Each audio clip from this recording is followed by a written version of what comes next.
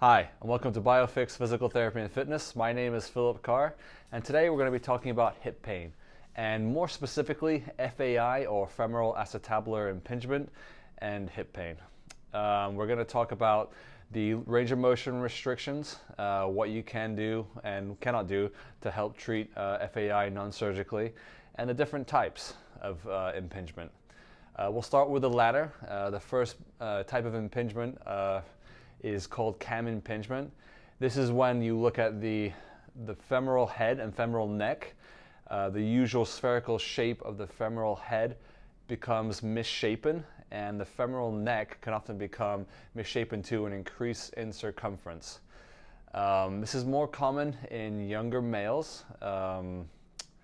Some studies say it's because of they're doing more contact sports, aggressive sports with a lot of loading, like weight training, football, wrestling, and some studies say that's not true. So the data is still a little ambiguous when it comes to that, but it is definitely more common in younger males, a 2-to-1 ratio.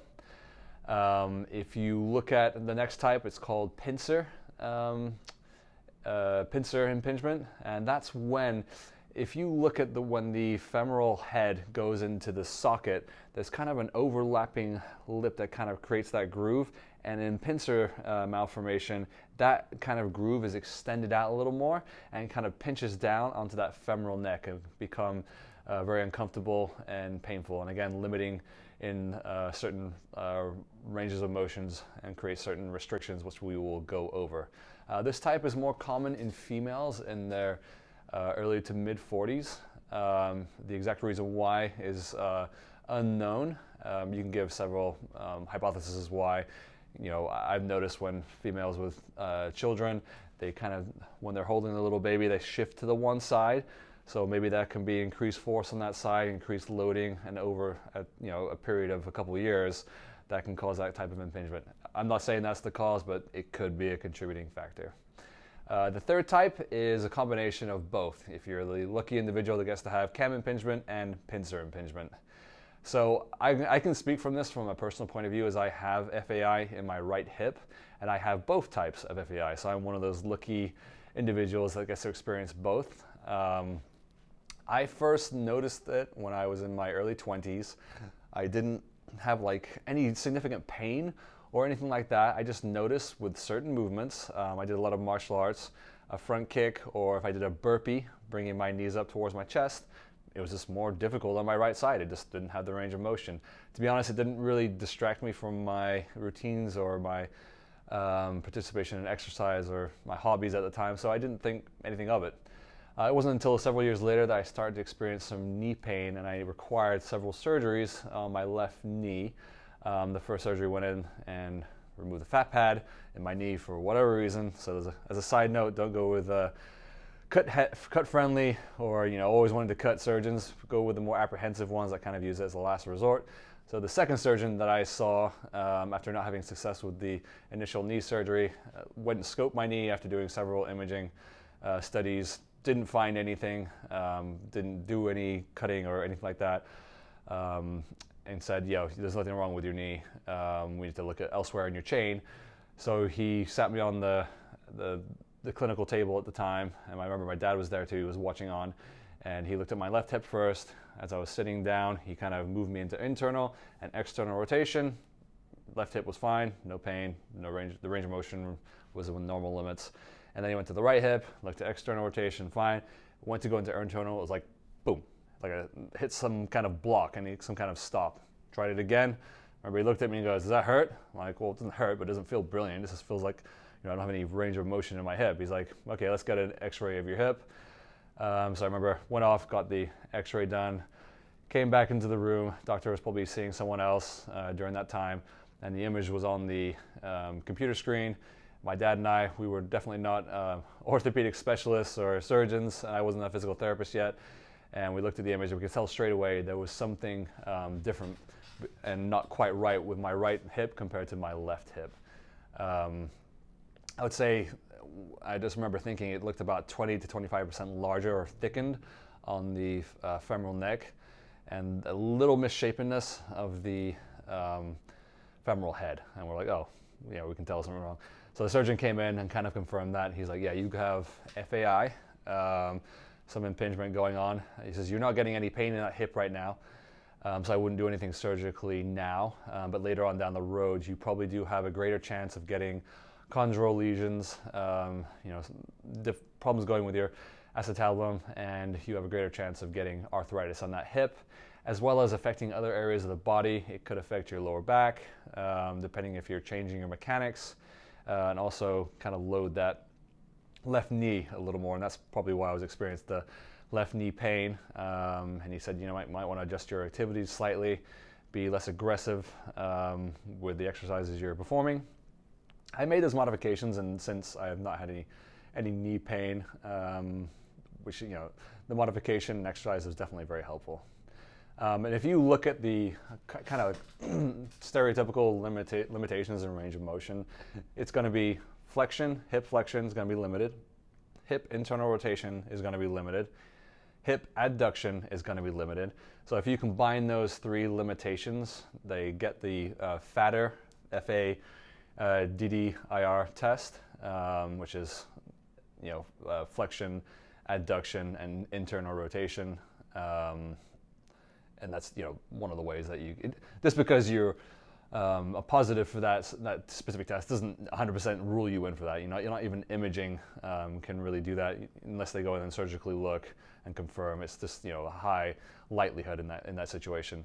But those I can speak from personal perspective, and also just from the clinical practice guidelines. Those are the limitations in range of motion that you will most likely experience.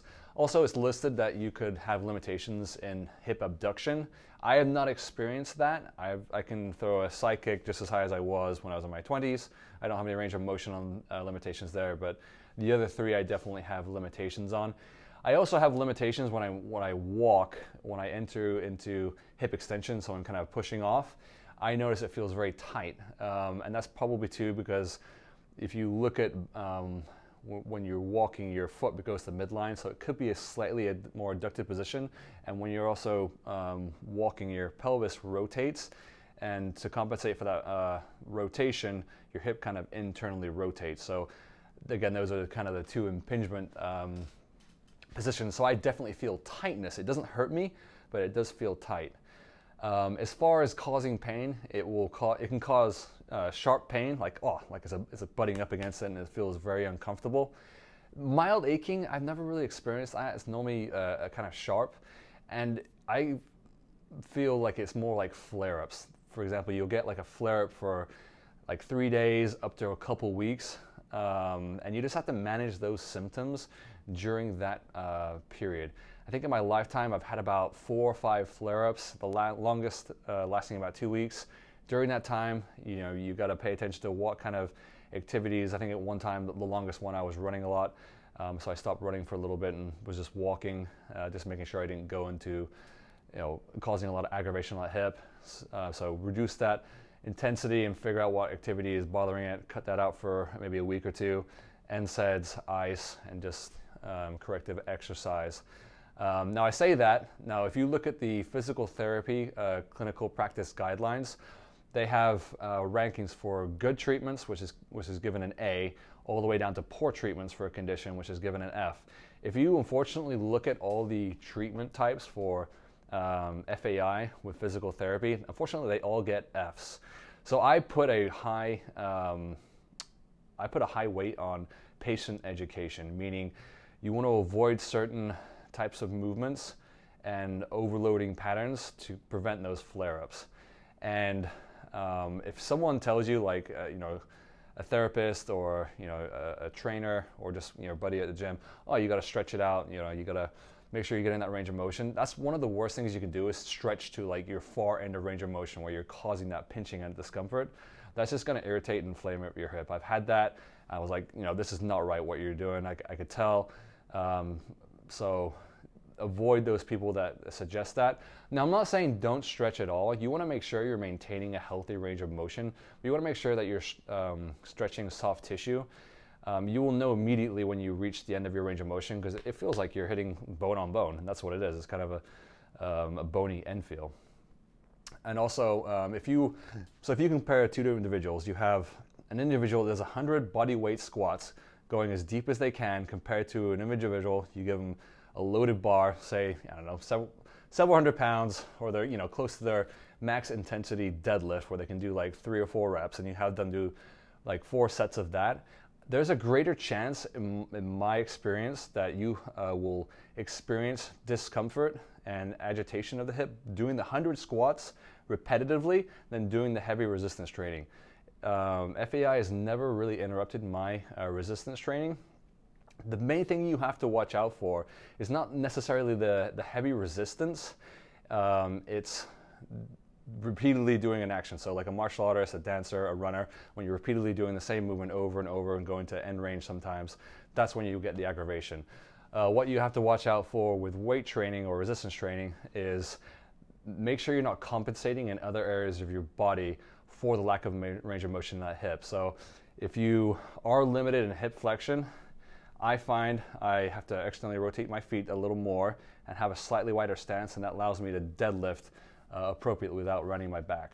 That's the main thing you want to watch for, is you're not compensating through your lower back with your heavy squats and heavy deadlifts, or you will get discomfort in your lower back, and that's a whole nother business altogether. But I'd be very careful at maintaining a neutral spine. So again, those are the limitations. I've gone over the range of motions that you're limited with, and I've gone over repetitive movements. That's going to be a main cause. When you are flared up, you want to make sure that you rest that area, let it calm down, take the NSAIDs, ice as necessary. We obviously want to maintain nice strong hips, stay with the stabilization exercises, and you can do resistance training too. Just don't do it to where you're feeling any aggravation. Again, in my experience, it's not the resistance really that kind of bothers it, it's the repetitive nature of an exercise. Also, one other thing I've noticed, so 20 years ago when I first, or close to when I first started experiencing it, I didn't really notice any change in my mechanics.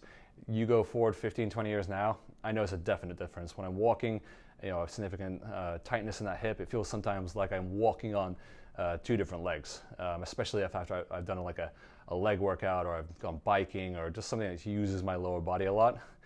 And if the experience of that, I've noticed my hip abductor on the right side fires up a lot. Now, you're thinking, oh, greater increase of hip abduction, or the hip abductors, that's good, that's what you want. But in this situation, that's not what you want. See, I'm trying to avoid a painful position, that internal rotation adducted position. So I'm creating a slight hip hike on my left side to avoid that.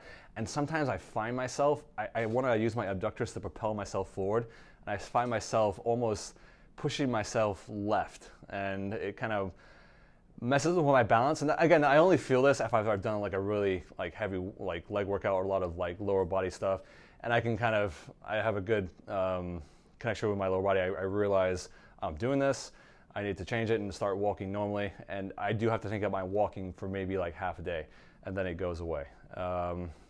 But these are just some things I've noticed from a personal perspective when it comes to FAI. Well, I hope this little info session has kind of helped. If you notice any kind of hip impingement, or the limitations within the range of motions I've noticed, any kind of sharp pain, or just maybe the range of motion is not limited from soft tissue, you do feel like there's hard end feel, maybe you could have FAI. And scheduling an appointment with your local physical therapist or doctor just to confirm can be useful. Unfortunately, PT is limited with how much we can help. We can help maintain that range of motion through the range that your soft tissue allows until that bony end feel happens, and help keep the hips strong in that range of motion. But beyond that, and surgical intervention, there's not much else that can be done apart from preventing those flare-ups. Again, my name is Phillip Carr. This is BioFix Physical Therapy and Fitness. Thanks for joining us today.